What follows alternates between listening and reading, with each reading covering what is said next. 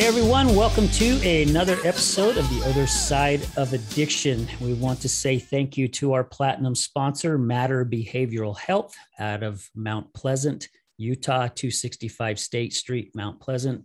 If you guys are looking for a different type of recovery center, these guys are unique. I don't think there's anybody here in Utah that I know of that are using the system the way that they're using it.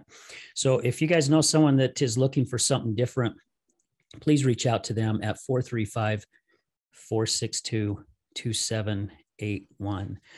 And I'm a very lucky guy today. I've got the lovely Sylvia joining me today. I think I made her blush earlier, but she's not blushing now. But so grateful to have you here with me today, Sylvia. Thank you so much. So thank you for inviting me. Absolutely. It's always a pleasure to have you. And for those of you that don't know, Sylvia is in the studio quite a bit. A lot of times she's behind the scenes, but she has a lot of experience with production and she's done a lot with the Jazz NBA basketball team doing production and things like that. So we're very blessed and grateful to have her here with us. Yeah, absolutely. Hey, we have a really awesome guest for you guys today. We have Amanda Marker out of Pennsylvania, right? Pennsylvania. Yeah. Gosh, Amanda, I've been following you on social media. I think it's been close to a year now, I believe. And I pulled up your Pain to Purpose, and both Janan and myself have been honored to be on your show. So thank you very much for that. And you have some really great guests on your show. And we definitely want you to touch base on your show. We want to help get you out there as well. But gosh, you've had a little bit of a struggle throughout your life. And just for those of you, I've got a little bit of her bio right here. So Amanda Marker is a mom and business owner in recovery after losing 15 plus years to addiction. Just a few short years after surviving, gosh, I'm having a hard time talking. It must be we had Chick-fil-A for lunch after surviving homelessness on the streets of Southwest Florida. She founded an online recovery support center called Pain to Purpose, where the focus is to introduce multiple different pathways to recovery through a rotating system of peer support meetings. Amanda is an independent health and recovery coach working hard to inspire healthier habits and coping mechanisms that support a life of long-term recovery. With just 4.5 years in recovery, she launched a graphic design and digital marketing agency called Pain to Purpose and spends her work hours engaging others in recovery to chase their mission-driven dreams. I like that. Their driven dreams. That is awesome. Shortly after the launch, Bridge the Gap was formed as a traveling empowerment event with a common goal of bringing local outreach organizations together to help their communities harder. Is that what that said? Yeah, harder. Amanda, I love the mission that you have taken and the path that you have taken. This is Sylvia and I were talking right before the show. Matter of fact, we were sharing some stuff about what's been happening in our life and what happened in Janan and I's life. And, she was asking me about feeling guilty and stuff about calling the cops on my wife all the many times. And gosh, where was I going with this now? I don't know why I'm losing my thought. It has to be Chick-fil-A. Chick-fil-A. Yeah, but this is waffle fries. She was asking me, if I went to therapy, and I said, yeah, I go to therapy every Thursday. And I was asked that as being a guest on another podcast too. And the gal goes, oh, really? So you do go to therapy? And I'm like, yeah, every Thursday when I walk into the studio. This is really my therapy because I get to sit down with incredible individuals like yourself who the emotions are coming up, who have gone through so much stuff, but yet have been able to pull themselves out of the depths of the darkness and now to make a difference So, just, I don't want to do all the talking here, but share with our listeners a little bit more about life and where it took you. Yes, awesome. Well, thank you so much for having me. I'm a little nervous, so you'll have to bear with me if I lose my thought for a minute. That's okay. Just blame it on Chick-fil-A like I have. It's okay. Yes. Okay. So yes, as Al said, I am from Southwest Florida. I was born and raised. Grew up there, struggled with addiction from the time I was 14 on. A little bit earlier than that, actually. I was overdosing on my mom's medications and just really, really kind of, I guess it's like it was like an attention seeking thing. A lot when I was younger. I wasn't suicidal. I wasn't anything like that, but there was a lot of just, I was like this silly girl, and I just wanted to be the center of attention, I guess, and taking mom's medication, and my mother struggled with bipolar my whole life, so her life was very chaotic and hectic, and she was the female influence in my life. So I think I just kind of developed this mentality that I needed to live in chaos, and I created that for myself quite well, actually. So you were good at it. Very, very good at it. Yes. I started getting into trouble. I was in middle school. I overdosed in my school. I was in 6th grade. And they took me out on a stretcher and took me to the hospital next door and gave me a big, giant styrofoam cup of charcoal. It was this very thick, black, disgusting. I had no idea what it was, but they said, drink it, learn your lesson. So I drank it, and it wasn't really that big of a deal. It was gross, it was nasty, but it really didn't affect me. So I got kicked out of that school and sent to an alternative learning center. And it was within a couple of weeks, I was taking Xanax to school and selling them. And when I sold them at school, we got caught. When we got caught and all of the SWAT team came in and made us, separate and stand against the walls, I swallowed all of my Xanax. Oh my gosh. How many did you swallow? It was probably 5 or 6 Xanax bars. So I ended up getting taken out of there as well on a stretcher to the hospital. And that was just kind of the beginning of the end, really. I was expelled from all Lee County schools, which was a really big thing, right? Because there was a lot of schools in my area. So my mom ended up sending me out to California, where my grandfather lived. And I started going to school out there, and was probably the best time of my life. As far as being on track and doing well, I started running cross country, and establishing friends, and just kind of had this life I was building that got quickly yanked away.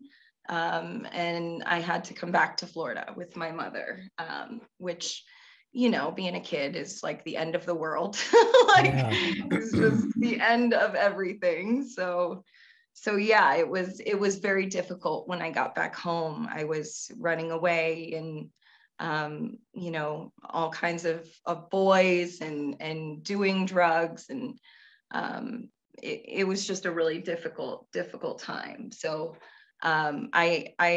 when I went back to Florida, I was still expelled from the schools. So I had to go to a private school that was, we were poor, so it wasn't like we had money. But this private school ended up not being an accredited high school. So it was just a giant waste of time. And my whole school life was completely just the worst experience ever.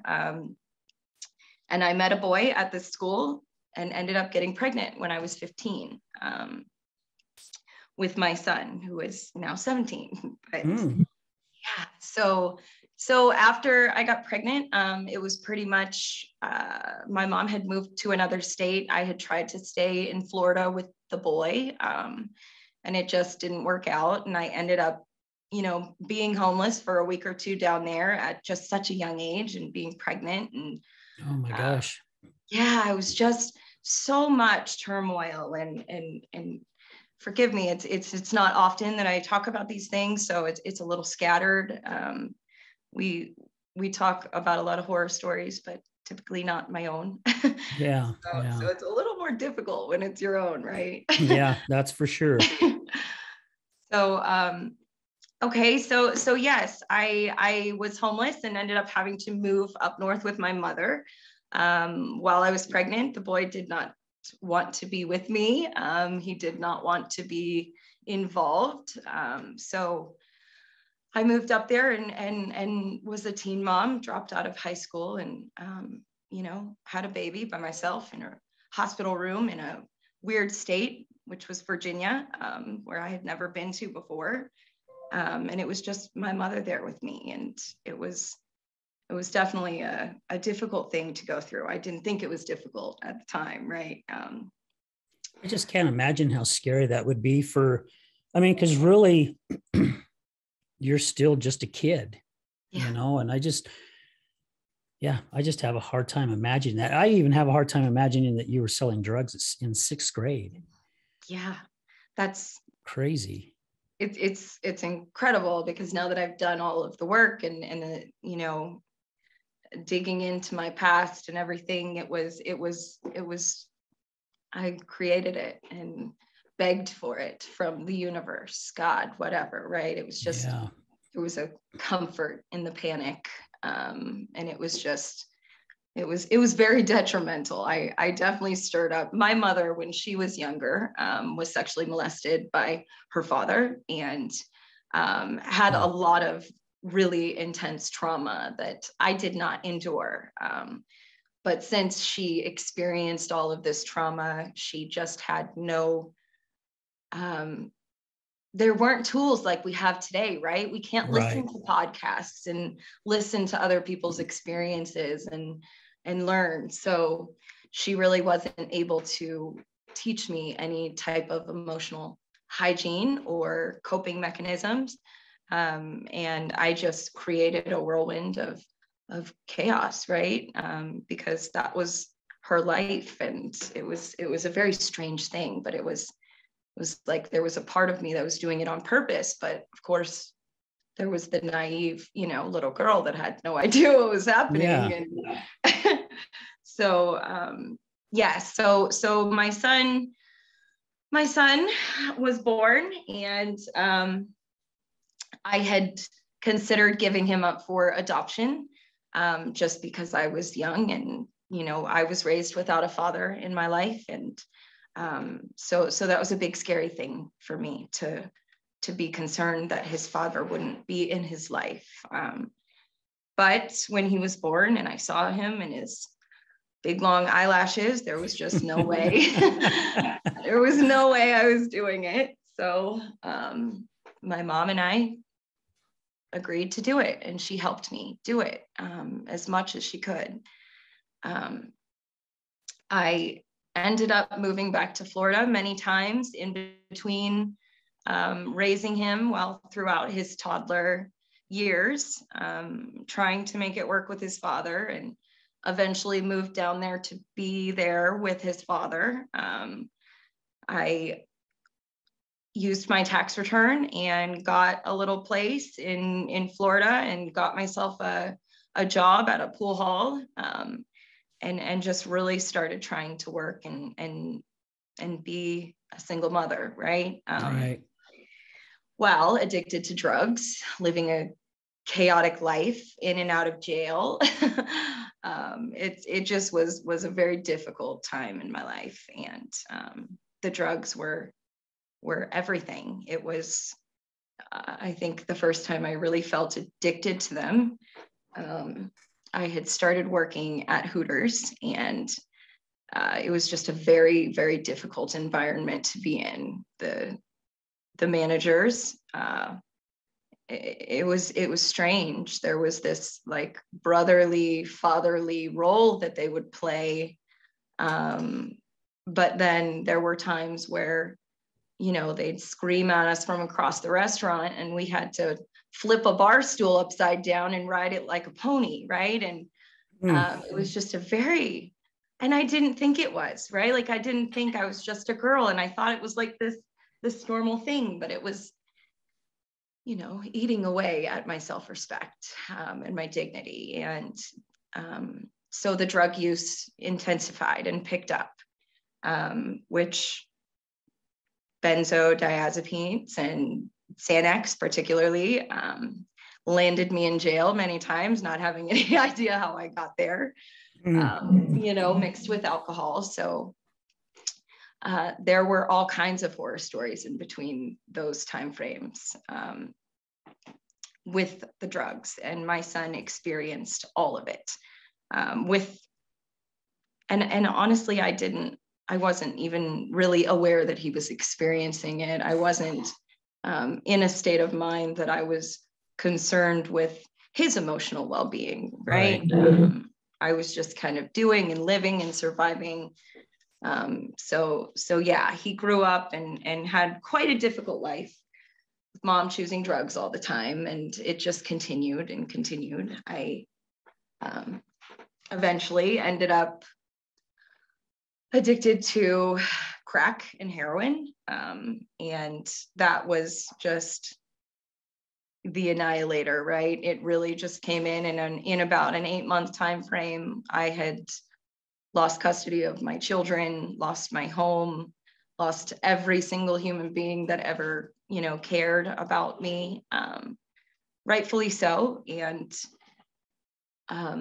you know, just kind of spent this 8-month time span trying to either die or get better, get it out of my system, just get it out.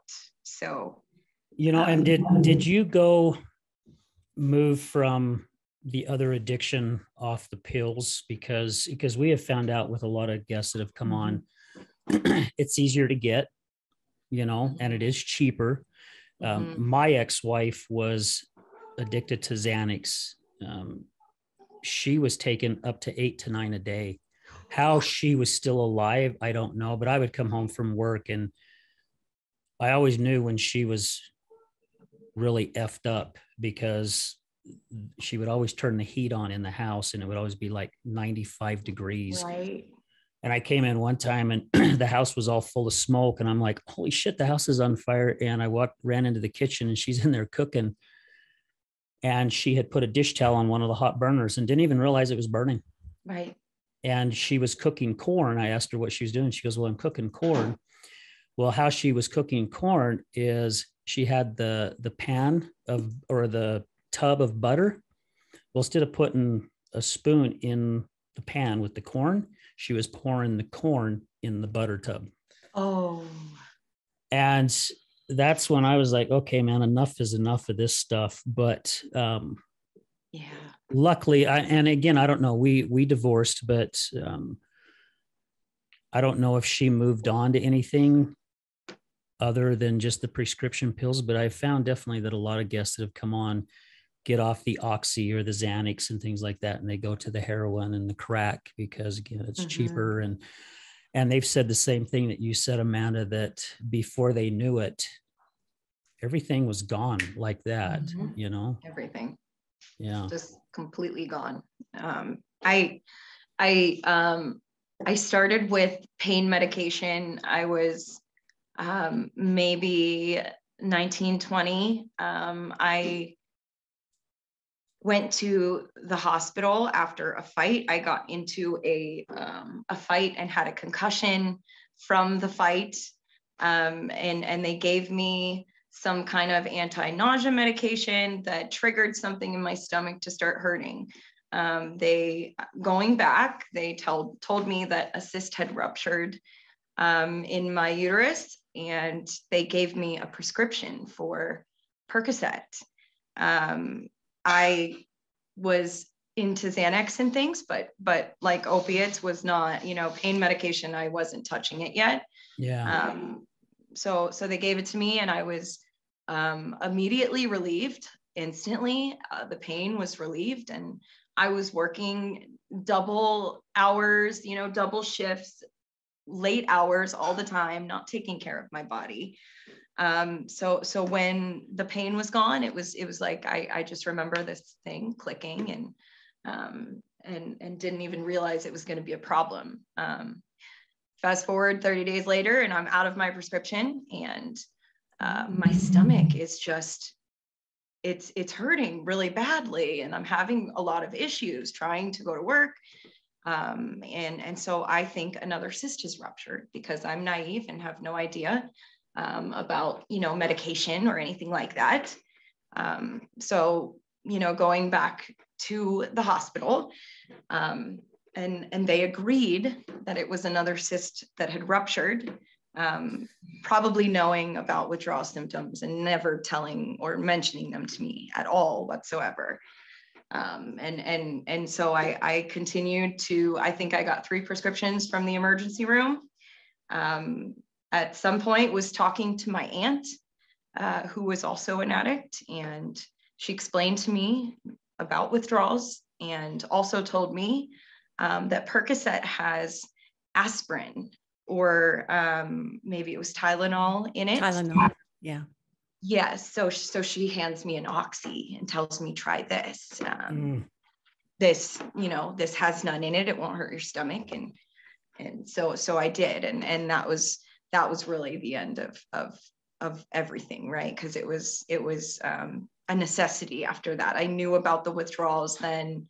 And it was like this, yeah, it became my reality. And, so I struggled with the prescription a lot. I was living in Southwest Florida. I was able to go to a doctor and, you know, con the doctor into believing I had just moved there. And he gave me a very large prescription of, I got the oxys. I got 30 milligram Roxys, 15 milligram Roxys, and 10 milligram Valium. And wow. I was just a 10? Little girl, right? Oh yeah. What just year? A little girl, right? What year was this? Oh man, that was before they went through and shut everything down there. Okay. There was a good time frame where you could go to, you know, the East Coast, and you could get anything you wanted, just dropping money into a wall, and they'd give you your prescription. Like, there were so many doctor shops or pill boxes. Yes. Like the pill boxes. Mm-hmm. Yeah. Yes. Yeah. Illegal setups. So we, yes, but then eventually they went through and they shut everything down, and it became impossible to get them. And that's where the heroin came into play. Mm-hmm.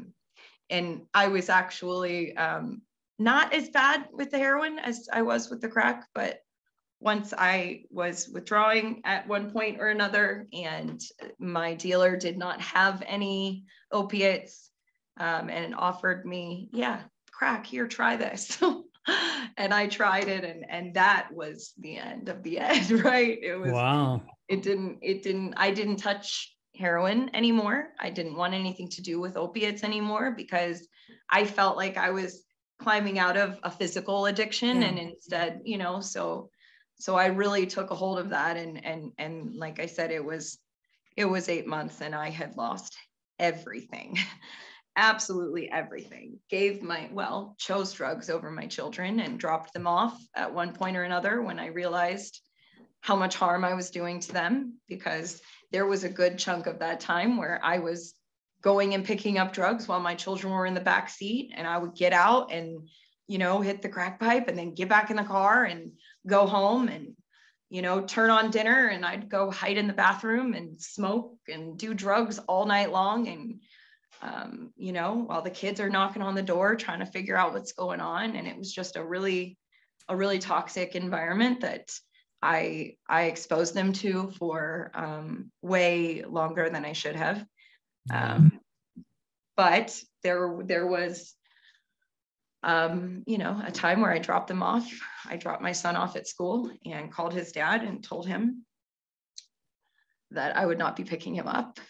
This was after a a week-long drug binge, and I was paranoid and just terrifying my children in every way.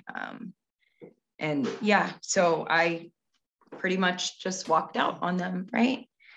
And tried to figure it out. So it was. Oh, go ahead.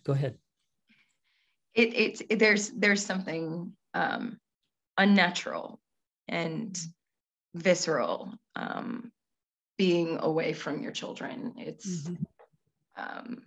It's not logical because I obviously had just chosen drugs over them, but when I dropped them off and went back to my apartment, I locked it up and refused to go back in because I was immediately in my brain grieving the death of my children. It was like this intense, crazy, like not nonsensical thing that I really tried to resist for the whole time, not even realizing that all of that pain and agony was what was going to save my life and save their lives.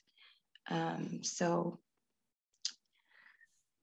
yes. I can't imagine also the guilt that must have come over you, because my wife was using alcohol to cover up all the stuff, all the turmoil and all the pain and that. And a lot about her story because she shared it with you on your podcast. And, I would even feel guilty because, and Sylvia and I were talking about it earlier today about, calling the cops on my wife and, the pain and the shame and the guilt literally hits both sides of the addiction. And I just can't imagine as being a mother. It's different when it's your spouse, but as a parent, whether you're the father or the mother, the pain that you would feel inside and the guilt that you would feel inside, knowing that you're choosing a substance over your own kids.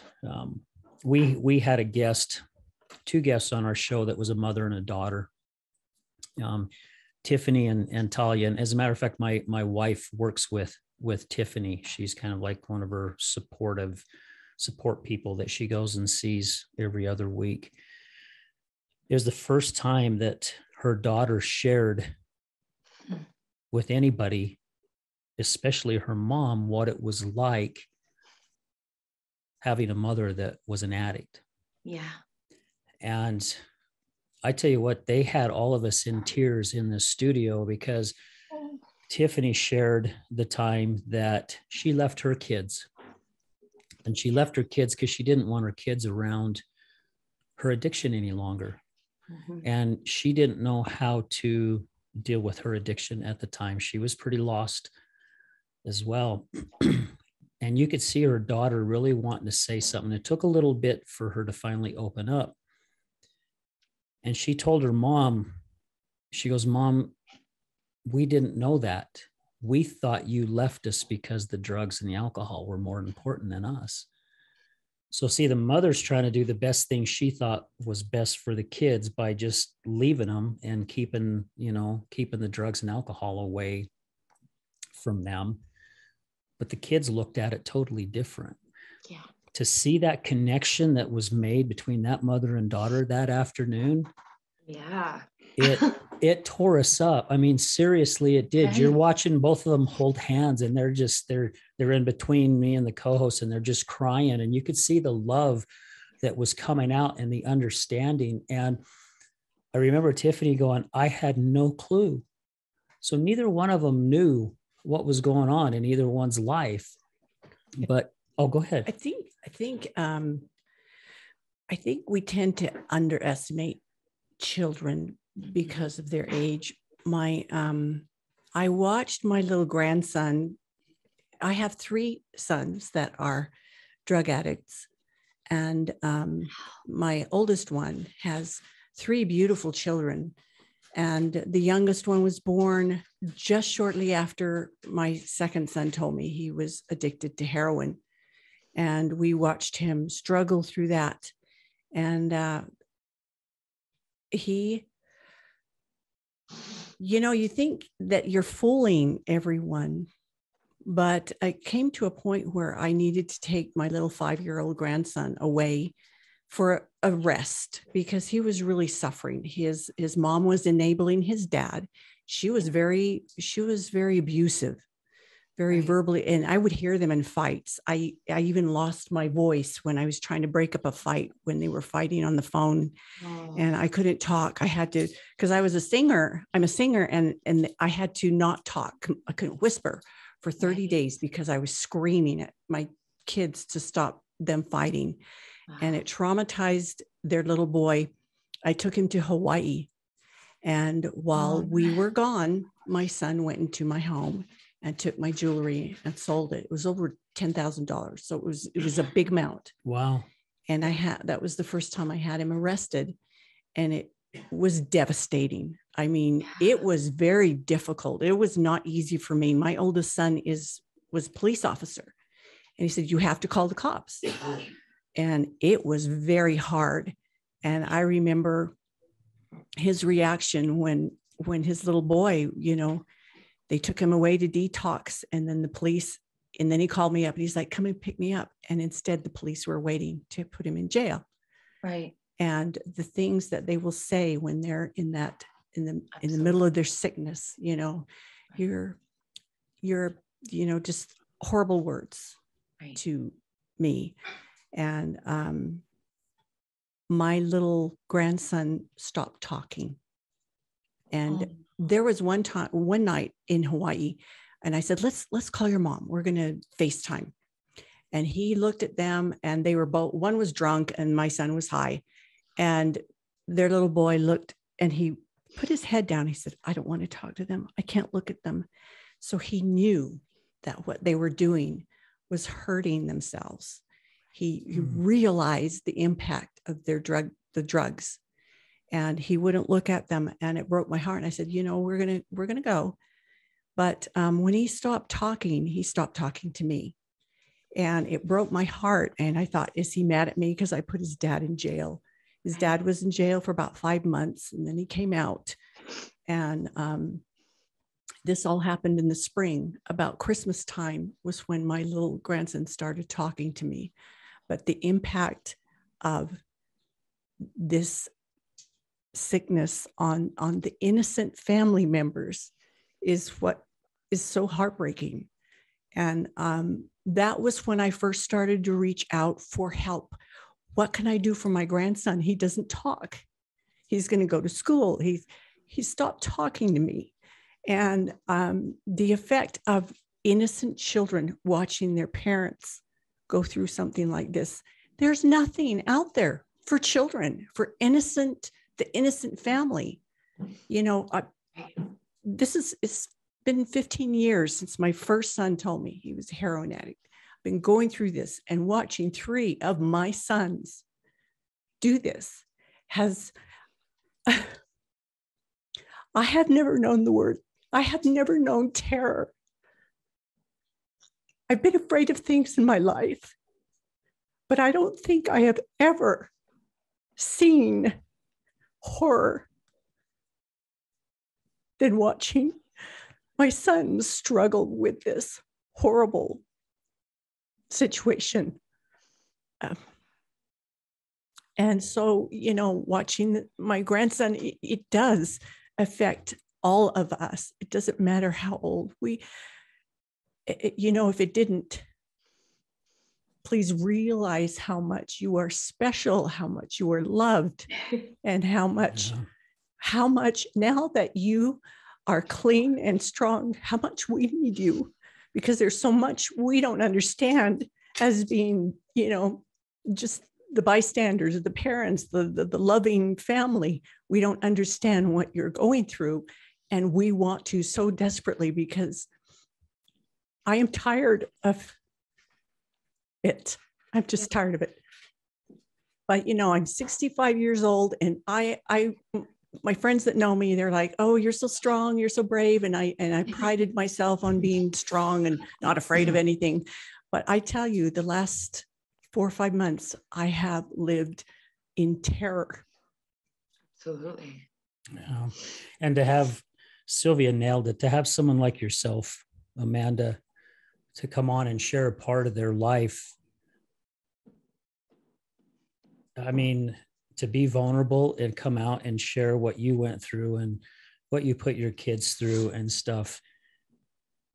I mean, I tip my hat off to all of you. You know, I mean, seriously, I've shared a story before on our podcast that we were at an AA meeting. I was at an AA meeting with my wife, and this guy got up to get his 10 or 15, 20-year chip. I don't remember.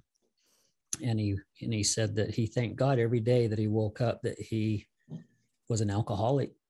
Yes. And I'm like, I leaned over and whispered to my wife, and of course I used the F word. I'm like, that guy's effing crazy. Why would he thank God that he was an alcoholic? Yes, sir. And as he continued to share his story, I got it. Yes. You know, I get emotional even talking about this. In 2009, when I lost my job of 24 years, I decided I was going to figure out who I was as a person. And our guest earlier today mentioned that was, who am I? And I wanted to know who I was. And I've been reading self-help books, and I've gone to different classes and seminars and different things. And I remember on the way home from that AA meeting, I looked at my wife and I said, you guys get it. And she goes, what do you mean we get it? I'm like, I have been busting my ass to learn how to be a different type of person and figure out who I am and what life is all about. And that guy today knew, once he became clean and decided he was done living the way he was living, he looks at life that, as my wife used to call me, I was the normie. Because I could use recreational drugs or drink, and it was just an occasional things. It didn't take over my life. But I'm like, you guys get life. You understand it. And to have someone like yourself come on this show and share what you share, it helps people like Sylvia and I, because you guys have learned to love yourselves. At one time, you did not like yourself. Not at all. And now you've learned how to love yourself. And because of that love that you are giving to yourself, you are now helping people like us, even on the other side, even learn how to love ourselves more. Because yes, we've been in turmoil watching our loved ones suffer with addiction, but I still truly don't believe, and again, I've not walked in your shoes, but I truly don't believe it's not as deep as what it has, the depth that the person who's battling the addiction, you know, we're not to that depth. And thank goodness we don't get there. But I think as a parent, for me, that's probably the hardest thing, is to see, to see the pain that your children suffer. And if they, you know, you just want to reach into them and say how much you love them. Why? Yeah, I hope we're not going too deep for you, Amanda. We're not wanting to take over the show either, but like I said before, we start spinning off of some of the stuff that you have, and it brings up our emotions as well, because it helps us understand. And you know what? And this is new. The pain is very fresh for me. I almost lost my son.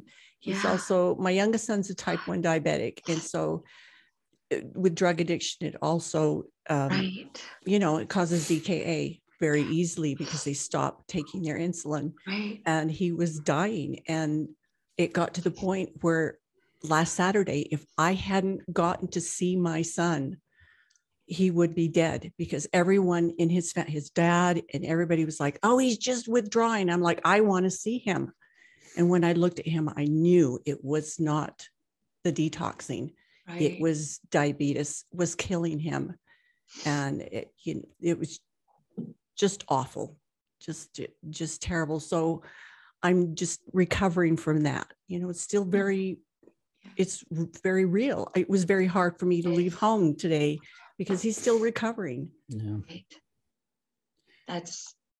That's my biggest fear and the reason why I do everything that I do.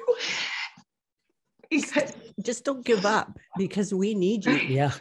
Oh yes, we need you. Definitely. That's for sure. wow. Um, You maybe, are a brave soul, and your grandchildren are so lucky to have you.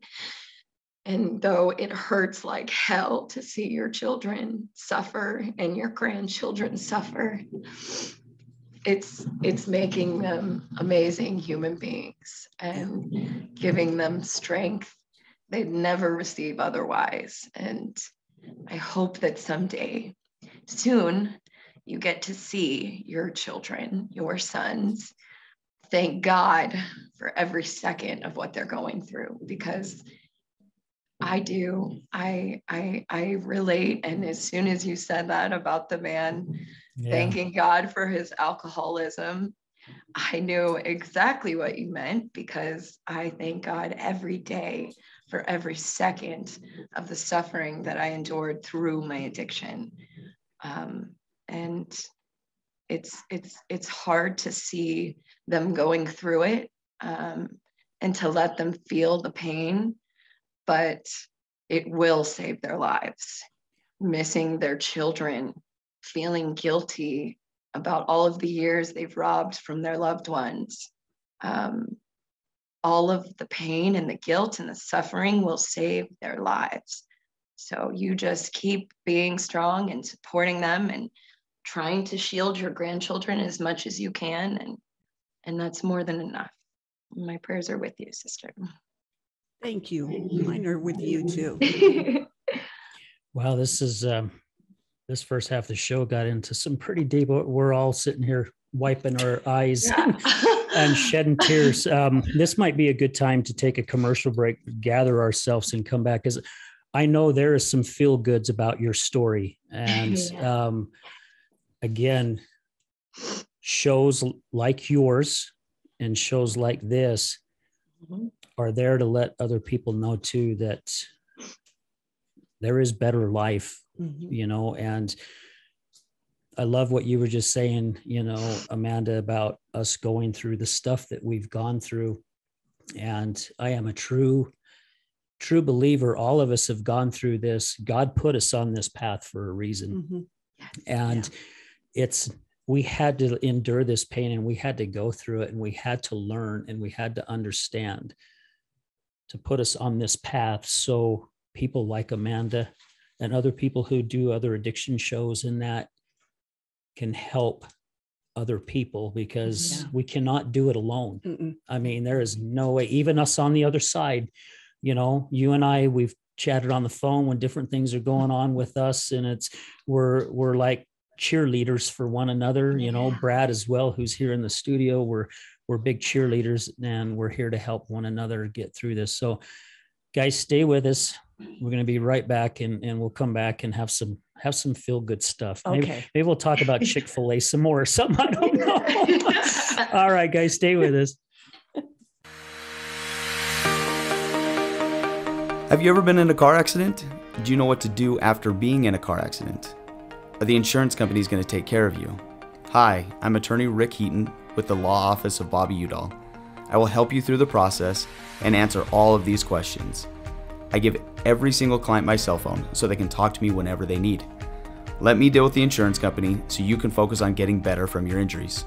Call me at 385-330-0226. Again, my cell phone number, 385-330-0226. Don't call the insurance company first. Call attorney Rick Heaton at 385-330-0226.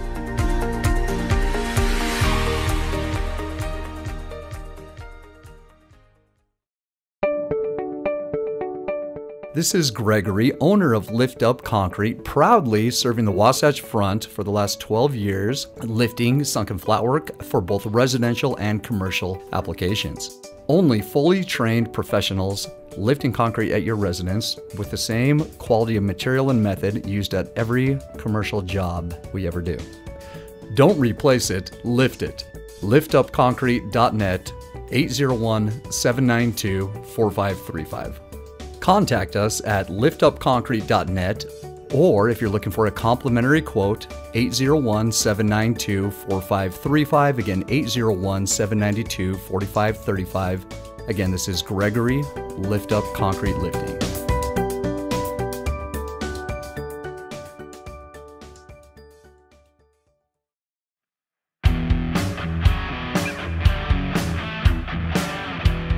Hello, my friends. This is Brad Neufeld, and I want to thank you for tuning in to the Resilience Talk Network. You can listen to my show, Resilience, every morning, Monday through Friday at 8 a.m. Mountain Standard Time. On my show, we will be discussing what it takes for you to overcome the day-to-day challenges that all of us face in life, as well as some of the devastating ones that may lead us to feelings of hopelessness and despair. It's my goal to provide you with the tools and skills that you need to overcome anything that is thrown your way. To find out more about my show, visit our website at www.resiliencetalk.com. That's www.resiliencetalk.com.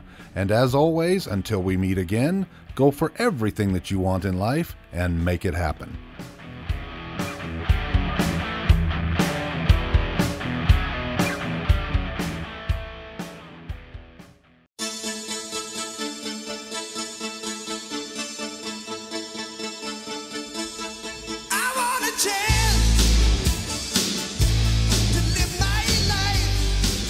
All right. Hey, everyone. Welcome back to the other side of addiction. Again, this episode is brought to you by Matter Behavioral Health out of Mount Pleasant, Utah, 435-462-2781. And again, I want to say thank you to Sylvia for joining us in the studio today. Thank you so much. And a huge thank you to Amanda. My gosh, Amanda, the first half of the show was great. We shed a lot of tears here, and that's for sure. Yeah, I could see you on the screen wiping your cheeks off, and Sylvia's doing the same thing, and I'm just kind of doing the manly thing and just kind of, You were crying. I definitely was crying. Yeah. I'm just not using the tissue, He's like not the little streaming mascara. Waterproof. Yeah, well, that's because I learned once I started doing the show not to wear mascara. So that's the reason why. Hey, my gosh. I mean, there was a lot of personal things shared at the first half of the show from Amanda, as well as yourself, Sylvia. And I got into just a little bit of Jan and I. His dad passed away. And so when I told my story on the podcast, he wasn't here. So you haven't really heard my No, story. I haven't, because I was in Yuma at the time. Yeah. So Melody stepped in and took this place. But so he's hearing these stories too for the first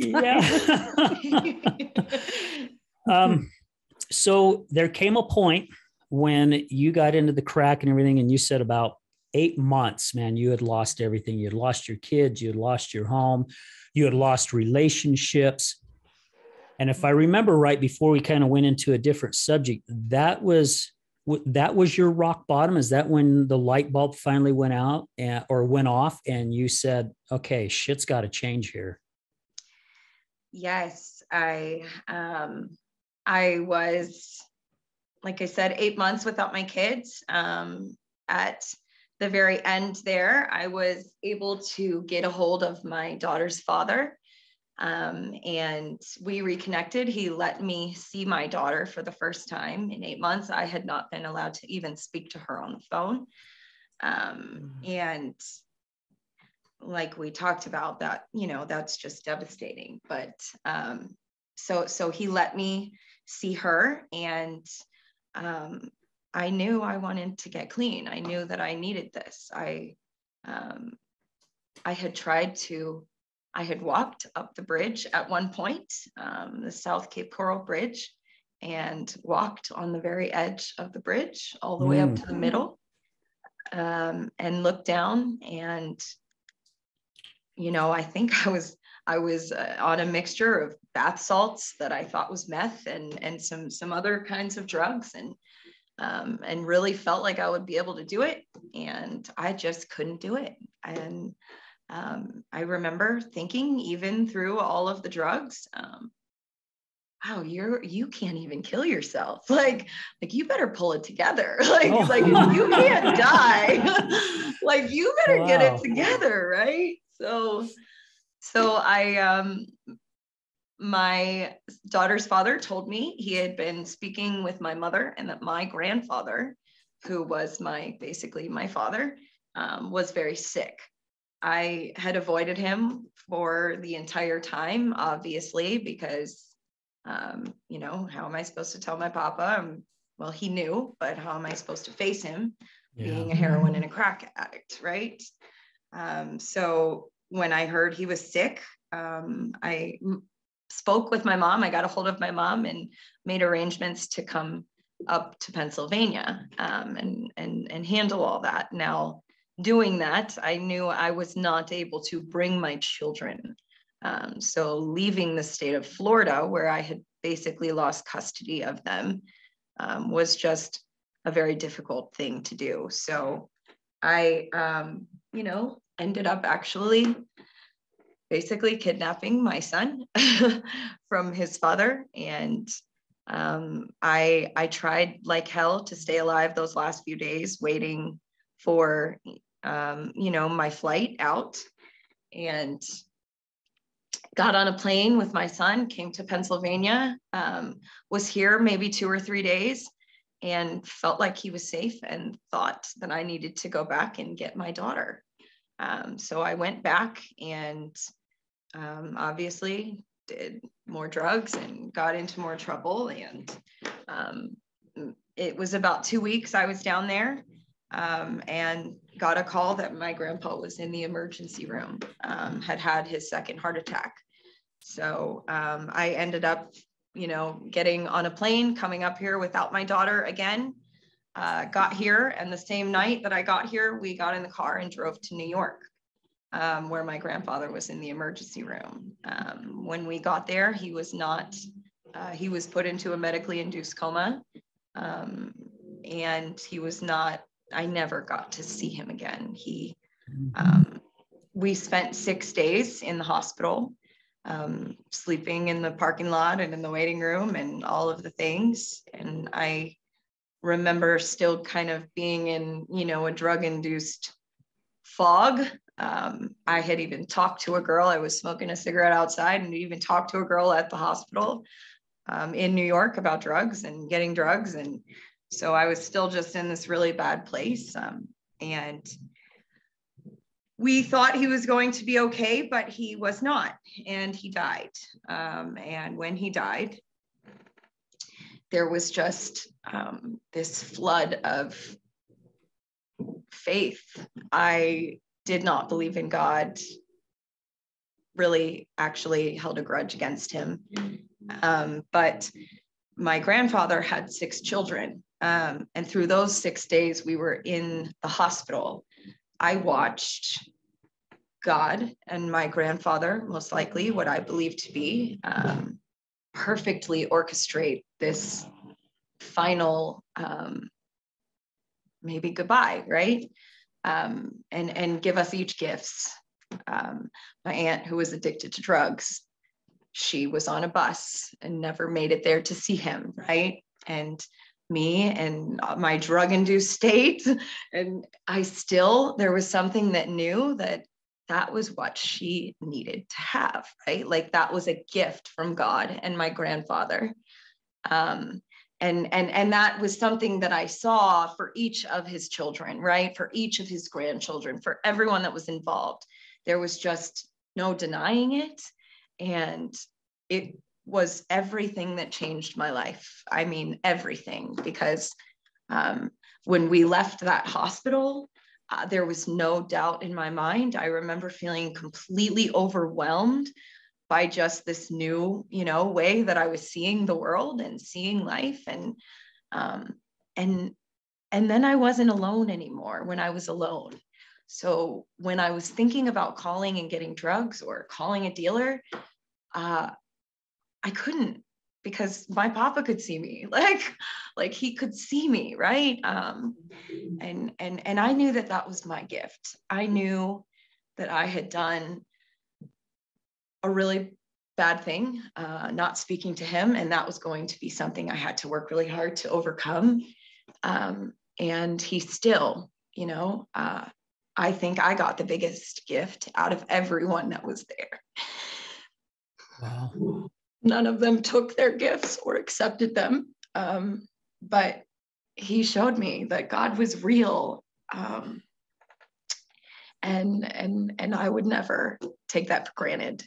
So I remember messaging my family members in like a group chat on Messenger and just being so devastated, but I was also upset with them because just drama that had happened in the family dynamic. But I messaged and I said, I hope you all know that he just worked his soul off for 6 days with God to wrap everything up. Like, I hope you're able to accept your gifts, because I will never let go of mine. And that was definitely all of the difference. It was, yeah, brand new eyes. You just see life through brand new eyes. And I just started working on staying clean. And I was very immature still, and had these kids that have been through so much trauma.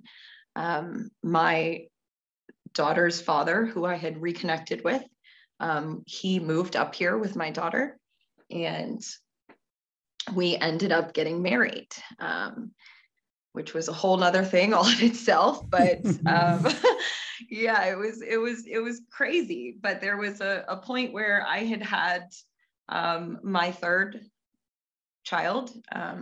Whenever I got clean, for some reason, I would always end up pregnant, right? I think my body was just functioning properly again. Right, yeah. So it would work, right? And I named him after my papa. And there was a point where I was just really struggling with being sober, but still having so much in there that was not healed. And I was extremely overweight at the time. So I ended up starting to work out, just doing like beach body workouts at home, right? And really kind of recognized right away that this was everything that I needed in my life. And through working out and really developing this push through the pain mentality, I tell people all the time that health and fitness is the very core of my recovery. I obviously, started doing other things throughout that time. I worked a program with a recovery coach. I was sober for years when I worked this program, but it was something that I needed to do. And it was just life-changing, and all of the things have been life-changing. My mother, she lost her father, obviously, when I lost my papa. And then a short year later, she lost her husband. And there was that's where I started Pain to Purpose, because I knew all of the things I had been doing to heal. I knew I couldn't tell my mother to do those things. So it was kind of like an effort to show her, right? And just really kind of bring it into reality and do it around her constantly. And I had left my husband and moved back in with my mother. And so we were just always around each other and constantly doing this work. And it just kept building and building and building. And I started doing online meetings. We had started doing the meetings, and then when COVID happened and everybody shut down all of the meetings, we went full time, and I started to seek volunteers to help me maintain these meetings.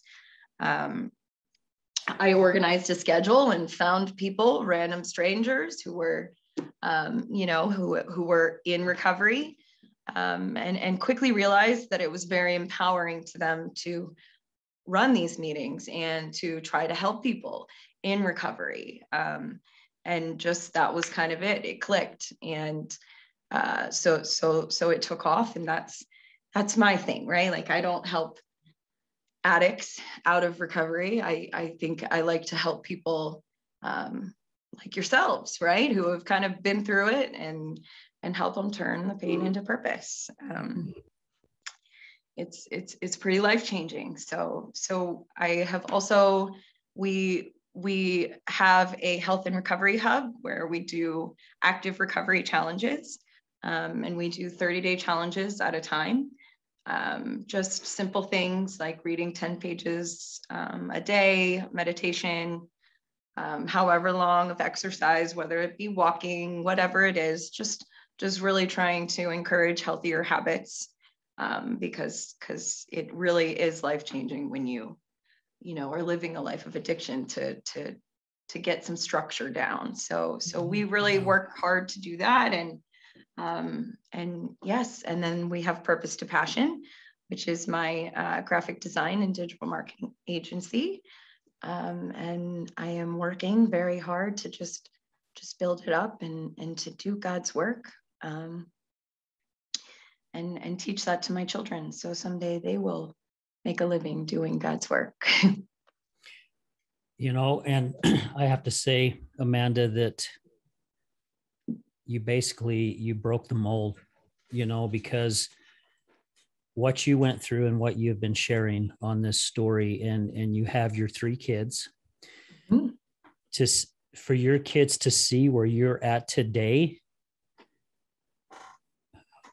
I would believe that puts them on a whole different path, so you broke that mold of addiction, I mean, seriously, because if you would have continued going the direction that you were going, I would probably say, I don't know what the percentage is, but I would say that your kids would have a good chance of following on that same path that you were on. So, good for you. And also good for you.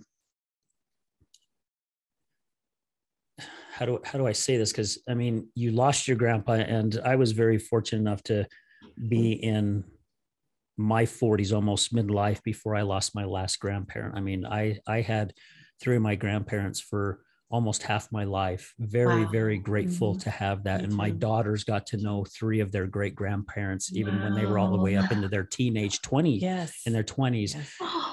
But for you to lose your grandpa, which could have put you over the edge, because it sounds like you were close to Papa, that could have put you over the edge worse than where you were at.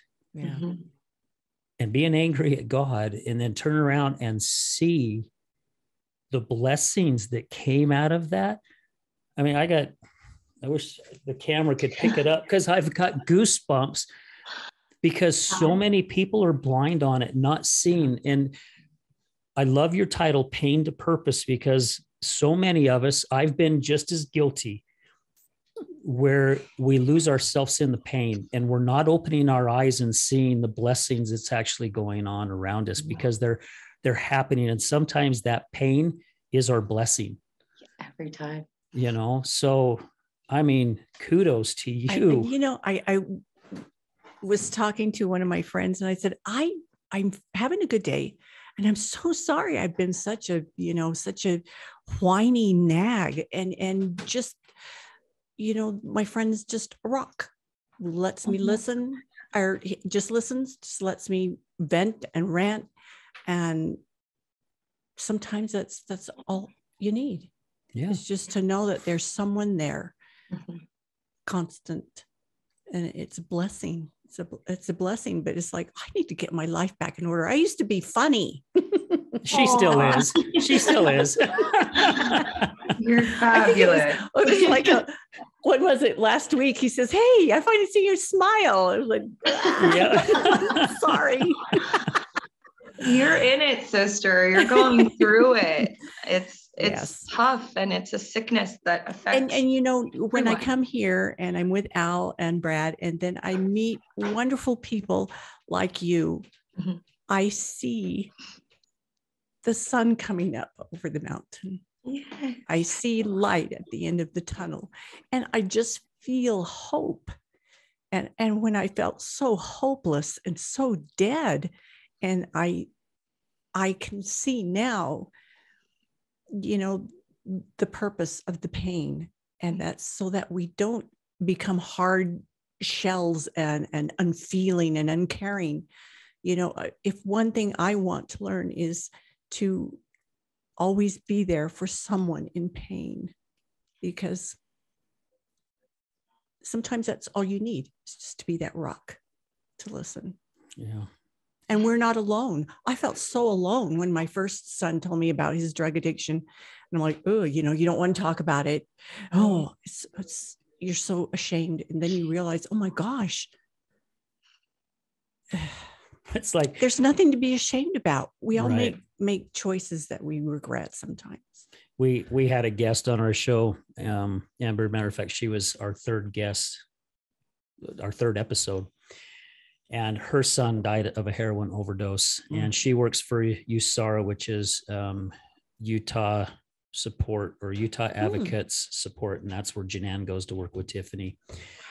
But she was saying that if she told her friends and neighbor that her son was battling cancer, people would be bringing food over and calling her and ask her how she's doing and put their arms around her. But she said, if I told my neighbors and friends that my son was battling a heroin addiction, she goes, no one would be knocking on my door bringing me casseroles.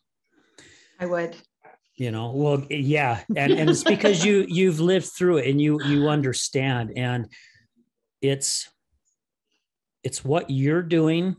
And I believe what we're doing here to get rid of that stigma, and also to get people to open up. I mean, we've had at least a half a dozen people on our podcast who have never, ever, ever shared their story publicly. And they have come on our show and said, this is who I used to be. Yeah. And I mean, you look at you right now, you're this beautiful young lady. I mean, I love your smiles on your posts. You have such an amazing, amazing smile, very contagious, that's for sure. And for people to look at you now and they'd be going, there's no way. There's no way you battled it. Really? I mean, come on. But she looks normal. But, Yes, but what is normal though? You know, I mean, really, because if they would have saw you, you know, umpteen years ago, their whole outlook would be, why don't she get her shit together? What a loser, or whatever. Oh, they did. Another drug addict. Yeah, another drug addict. And I'm just as guilty. You know, this is what this whole thing has done for me as well, to open up my eyes and going, man, it's not the addiction.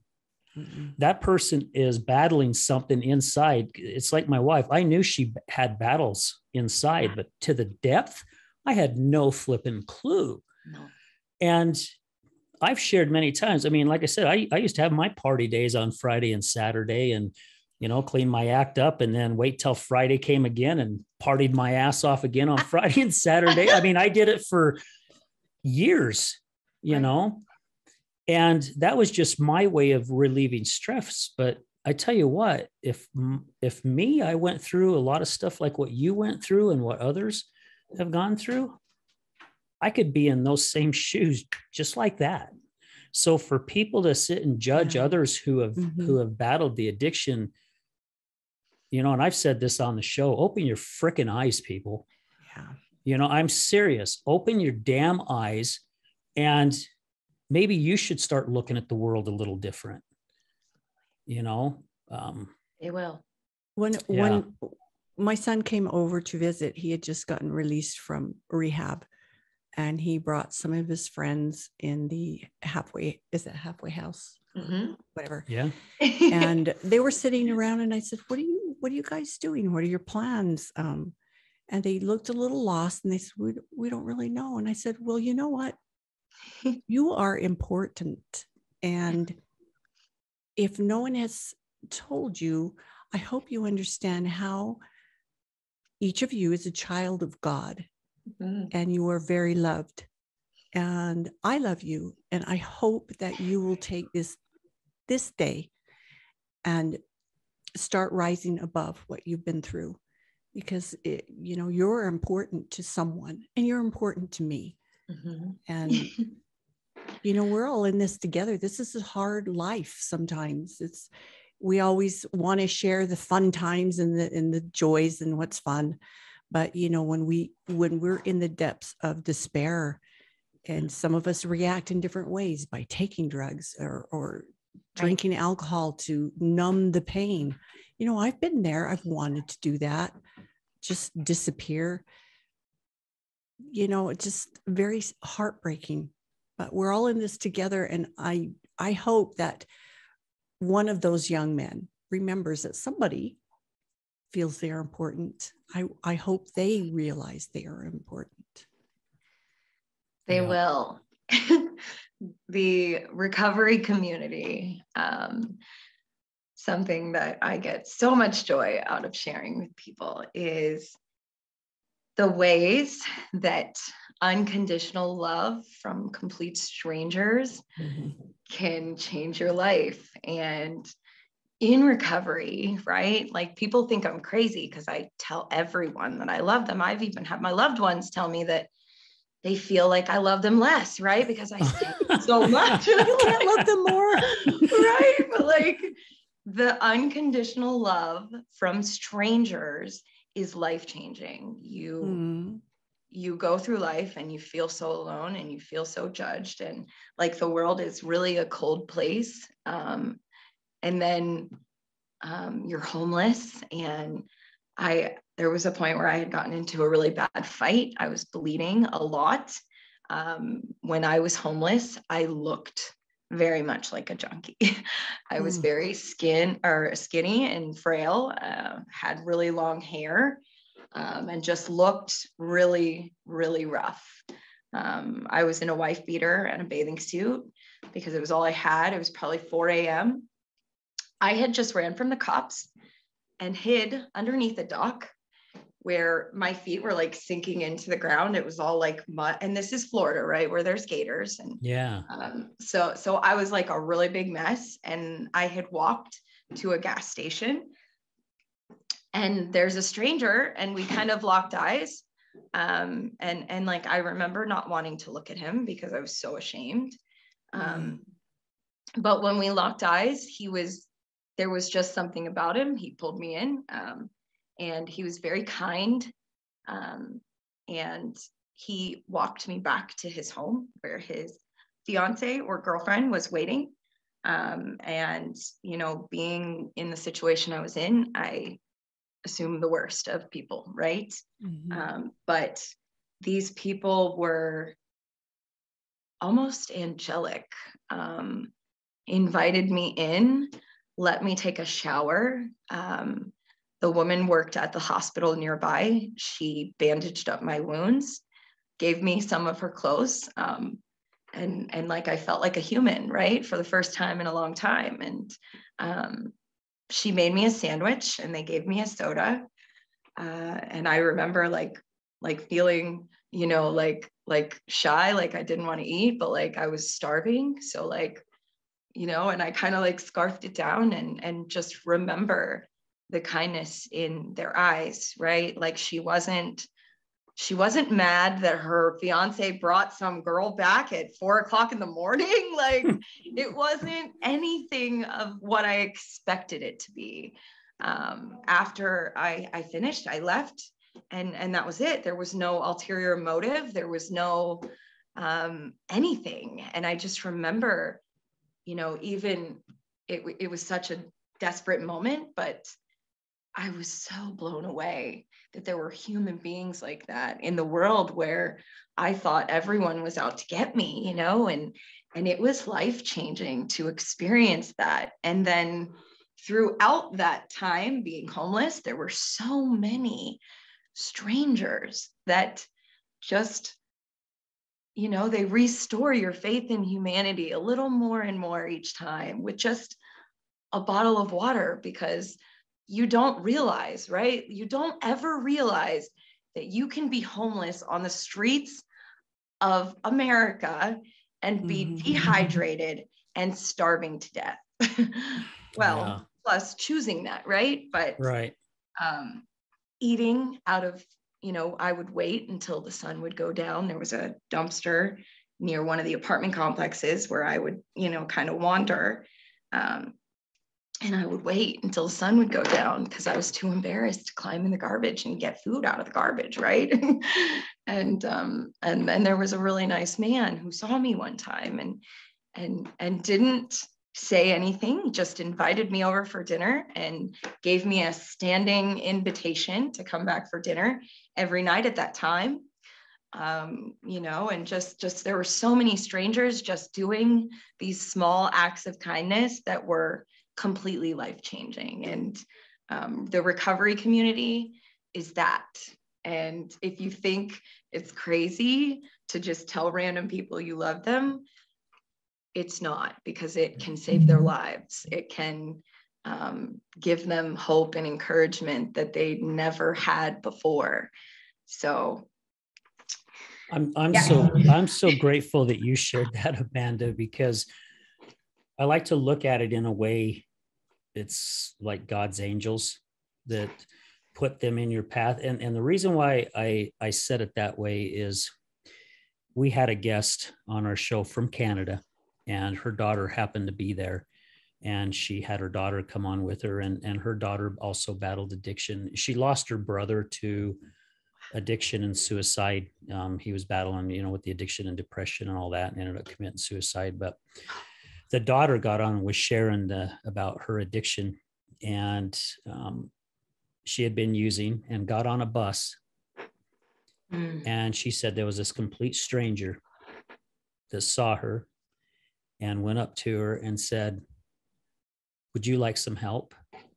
And he invited her to a meeting, and she went to a meeting. And if I remember right, she never, ever saw this guy again, ever saw him again. And in the show, we were like, he was the angel on the bus. He was put there at that exact same moment in that time to let you know, I share the story when I do my talks about how, and I think you said it earlier, about God was punishing me. Why did I continue to go through what I was going through? And as you know, Amanda, I shared it on your show, the thoughts of suicide crossed my mind, and what happened on that day to stop that. And again, I don't know if I would have followed through, if I would have made it up to the mountains with my gun. I don't have a clue. And I'm glad that I don't. I'm glad that I didn't have that opportunity to find out.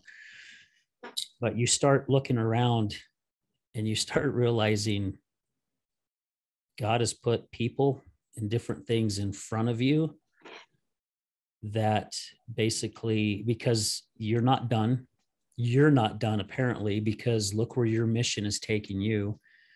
And there's just so many blessings out there. And I thank God for all the times that I kicked my wife out when she was so flipping hammered she couldn't even stand up. And then of course I'd sit up all night thinking I would have peace because she wasn't there and I wasn't arguing, but then I'd be worried all freaking night that someone was going to grab her and rape her or do, because she was so drunk, so I still never really get any rest. And how many times she jumped in her vehicle and took off driving drunk and didn't get in an accident, except the very last time when she was out looking for me and she was really drunk. But luckily it was only a parked car that she hit. But man, if that ain't someone, whether you believe in God or not, or a higher power or whatever your belief is, if that doesn't make you believe, then I don't know what else will, Sometimes I think, I feel like I'm fighting a lot harder for my youngest son because I've watched him struggle with type 1 diabetes. And, that fear every morning from the time he came home from the hospital, I would wake up and wonder if he was alive. So every day for the rest of his life, I'm like, he's going to wake up. But in 2007, I lost two of my very best friends, and one suffered from pemphigus, and it was the most awful disease, very rare.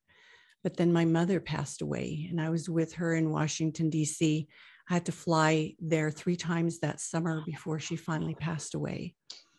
A month after my mother passed away, my brother's oldest son, 15 years old, took a gun and shot himself and died. And these deaths almost did me in. And I remember falling to my knees, flat on my face, crying to God. I had a bottle of Lorataps, and I had a bottle of vodka. And I remember thinking I could not bear the pain. And I cried to God and I said, give me a reason. And immediately the face of my youngest son came to me in his beautiful smile, because he's just the happiest boy. Right. And then each of my children came to me in a vision as though they were standing right in front of me. And so I think when I'm watching my youngest son now go through that, I just can't help but think how he saved my life. Yeah. And so now I don't want him to lose hope. And I'm trying to save his life. Yes. So it, comes full circle, but pay it forward. Yeah. Do you have support and help or resources available for treatment? The people I'm meeting here, I've already had one of our guests from last week. He's reaching out to my son, but his older brother, he's getting him some help through the rehab center he had just left. What? So it is his choice, and he understands, but he's so brilliant. He has so much to live for.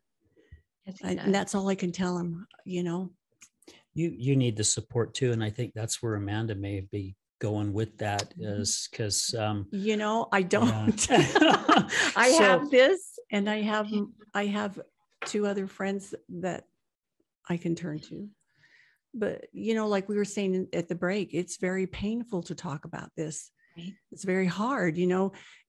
Sometimes I'm worrying that my friends are like, oh gosh, here she is crying again. It's all about her. I feel bad. It's like, gosh, what happened to that fun person who loves life? I think Amanda knows somebody, right? You have a group probably that would help, right? I do. Good. We run support meetings. We have at least 2 meetings every day. Anyone is welcome. We don't just do addiction. We have people that are grieving, that are, have family members that are addicted. And there will never be a time where someone's like, oh my gosh, she's crying and whining again, right? Like it feels like that, but that's very much so what we try to counteract, so that that you can always come and cry to us, and we can encourage you to go and cry to your friends and help wake them up, because the world is real out there, whether they know it's not. So yes, we have support for you, support for your sons. If you need resources, I have worked very hard to find ethical, different options that are ethical, that will work with you if you don't have insurance, things like that. So if you need any support, you can always reach out to me. Good. Anywhere. Anywhere. Well, let's take our last commercial break. And then when we come back to wrap this thing up, Amanda, I definitely want you to share how people can find you. Yes. Because we like to throw out a lot of different resources out there as well, because one program may not work for someone. Right. But another one will, so I love that you are doing that as well, having different resources, because it gives people an option, because one option isn't an option, basically. True. So, yeah. So guys, stay with us and we'll be right back. Okay. Good morning. This is Leticia with Computer Hospital. We are your computer repair experts for both PC and Mac. We are your community resource for all of your computer repair needs. What makes us different is that we want to fix your computer. We also do free diagnostics. We charge a flat rate labor, which means that you won't pay by the hour. All of our computer repair is done in-house with a fast turnaround time, and same-day service is also available. Feel free to stop by anytime without an appointment. We're located in Sandy at 8721 South State Street. Again, that's 8721 South State Street. Or call us at 801-987-3993. Again, that's 987-3993. This is Leticia with Computer Hospital, and we look forward to seeing you soon.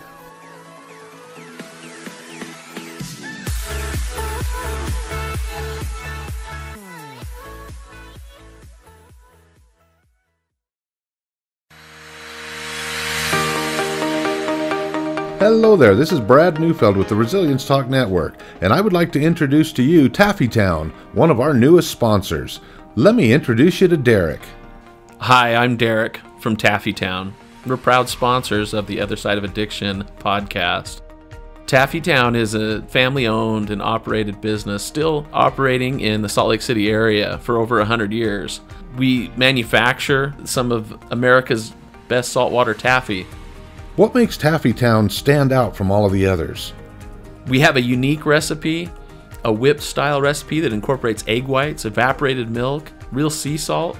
It's a unique product that is flavorful, melts in your mouth, and the best part is we probably have a flavor for anyone's liking, a flavor for any reason, for any season. We have unique flavors like chicken and waffles, maple bacon, frosted cupcake. New this year was a pineapple ghost pepper flavor. That's awesome. Where can people find out more about Taffytown and all of its products? You can check all of this stuff out. All of our products are available for sale on taffytown.com.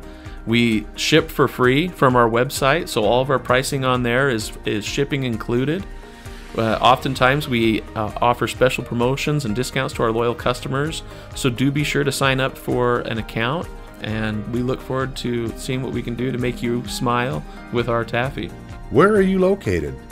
We are currently located at 9813 South Prosperity Road in West Jordan, Utah, just at the foothills of the Copper Canyon mine. Derek, taffy has always been a great gift to give. What are some of the creative ways Taffytown can help say thank you to others? Yeah, if you're looking for gift ideas, whether to say thank you to friends or family, or maybe to your clients after such a difficult or successful year that you've had, you could look no further than to get a gift idea from taffytown.com. We offer pre-packaged gift boxes that say that it's saltwater taffy from the city of the Great Salt Lake, and it tells a little bit about the history of our community and making candy for so long. You can also do customized gifts to pick out just the right flavors or colors of candy for that special someone and deliver even a personalized message in that box to them. So please feel free to check out taffytown.com for any gift ideas this season.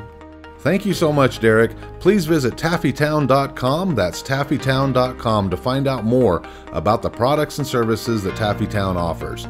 You won't be disappointed.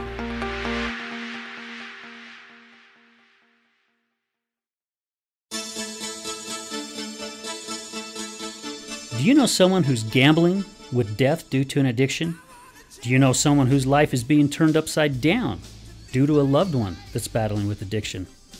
Hi, I'm Al Richards. I am the host of the Other Side of Addiction podcast. I started the podcast due to my wife's battle with alcohol. Let's just say I became addicted to her addiction. Our podcast is helping people understand a little more about those who have battled addiction and those who are hurting from their addiction. Through raw vulnerability, we share stories that help uncover the root causes of addiction. Shame felt on both sides, matter of the conscious and subconscious mind, continued beliefs, and often confusing paths of recovery. We collaborate with real people and their stories, as well as licensed professionals, to help our audience gain a better understanding of addiction. You can find us on Resilience Talk Network. You can also find us on Facebook at Mr. Al Richards. That's Facebook at Mr. Al Richards. You can also find us on YouTube. Just look up the Other Side of Addiction podcast.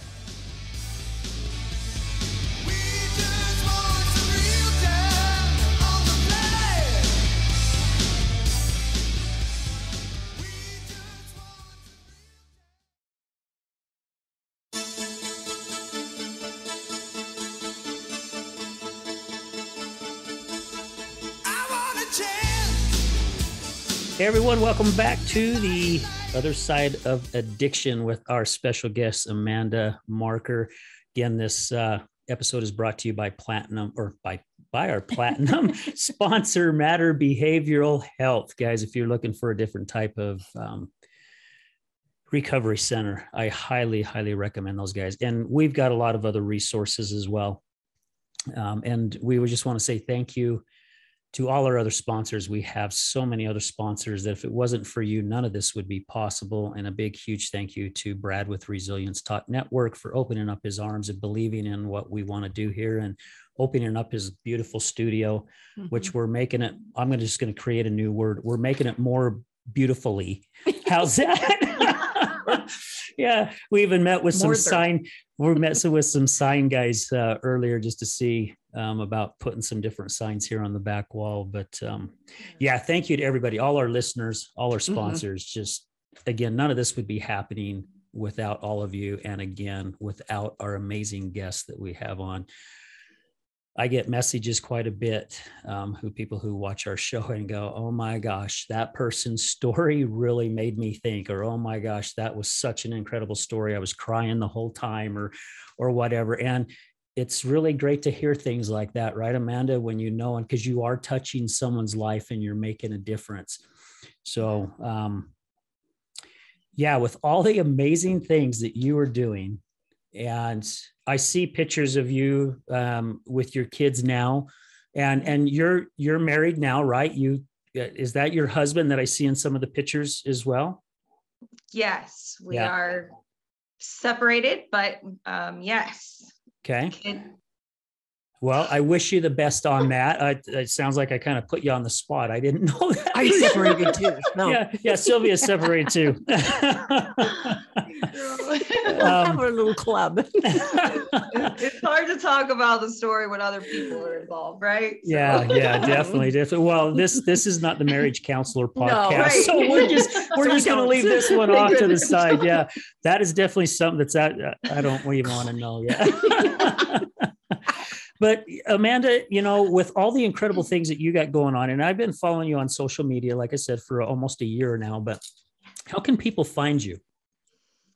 Yeah, social media is my thing. I do social media management and design and marketing. So what's your name on Facebook? Amanda Marker is my name. I have a personal profile, but I have a business page, which is called Purpose to Passion. We also have many different support groups tailored for different types of addiction. There's women's, moms, harm reduction, all kinds of things. But if you find me on Facebook, you can find all of my different platforms as well. We are doing an event actually next week, April 23rd. I will be in Warsaw, Indiana for my second community event called Bridge the Gap. So yes, we have a website up. You can go to evolvedcoping.online and find all of our information there, as well as searching for Pain to Purpose on social media. We have a big logo with purple, so just look for the purple. I tell people that a lot. Just look for the purple. Yes, you can reach out to me anywhere, anytime. Al, you know where to find me. So yes, you can reach out to Al. Yeah. Okay. Yeah.